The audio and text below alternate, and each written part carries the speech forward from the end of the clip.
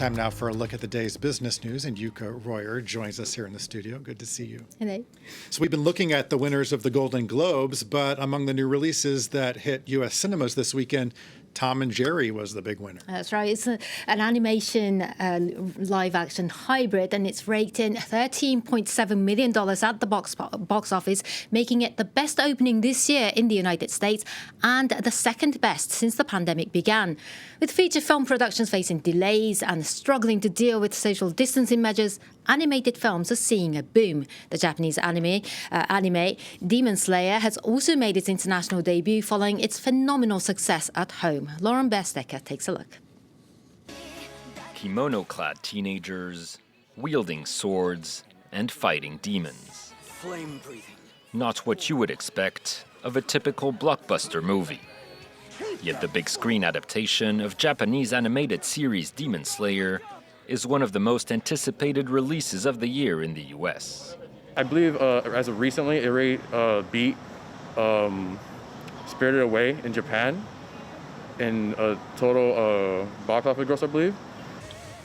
A film with no superheroes, big-name actors, or prestigious Hollywood directors, but that's been shattering box office records.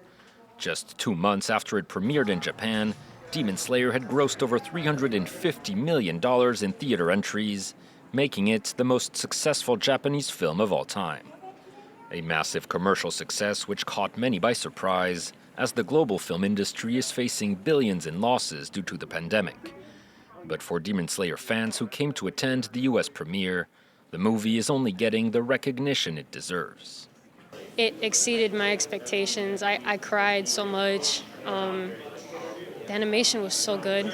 It was a great storyline.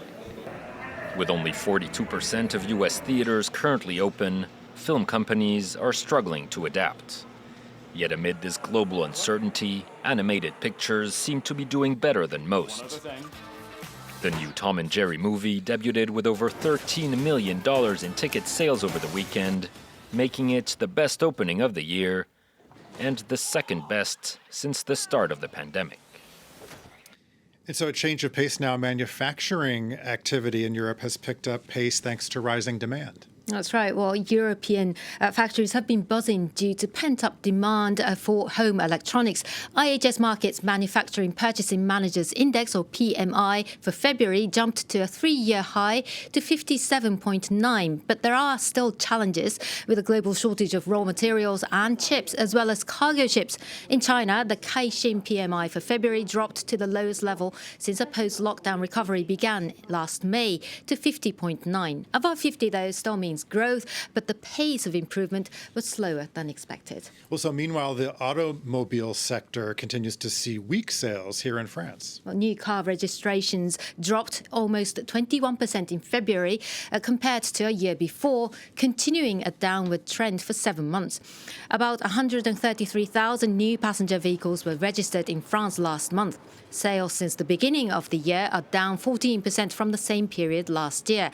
The automobile group Stellantis, that has brands such as Peugeot, Citroën and Opel, saw a 26% drop in their February sales. Renault, which last week posted a record annual loss for 2020, sold 22% fewer cars last month. New car registration figures will also be announced in Germany later this month.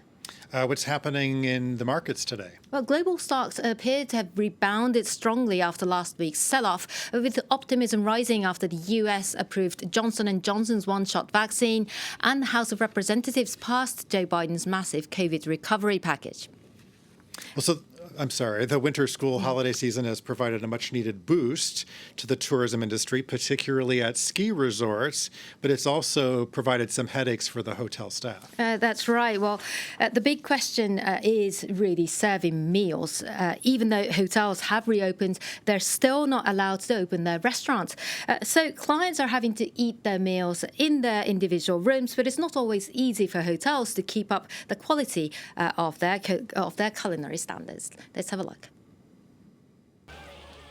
Every day at 6 p.m., it's lights out in the French ski resort of La Clusaz. But for staff working in this hotel kitchen, it's the most crucial time of day. With the dining room closed due to COVID-19 restrictions, all meals must be brought directly to the clients' rooms.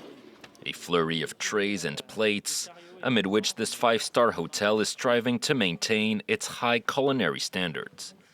The owner even had to recruit additional staff to cover the evening service and says she's operating at a loss. We would have needed to hike prices by 50% to make a profit, so we're losing money. But at least customers are satisfied. We're scoring some points. Not all establishments can afford to keep their kitchen open. This hotel in the French city of Annecy teamed up with a nearby bistro to deliver food directly to the clients' doors. Despite the inconvenience, some insist on savoring a local specialty, the cheese fondue. Une bonne fondue savoyarde dans la chambre d'hôtel. C'est pas banal, je vous l'accorde. An unusual and amusing experience for clients. C'est une grande première, ça c'est clair. J'espère que c'est la dernière par contre. And a lifeline for this hotel, which has seen occupancy drop by over 50% in 2021. And of course, that family has to deal with the smell afterwards of a cheese fondue in the room. Not too great, but cheese fondue, that's not too bad. That's not too bad. Okay, Yuka Royer, thanks so much. That's it for now. Stay tuned for more world news here on France 24.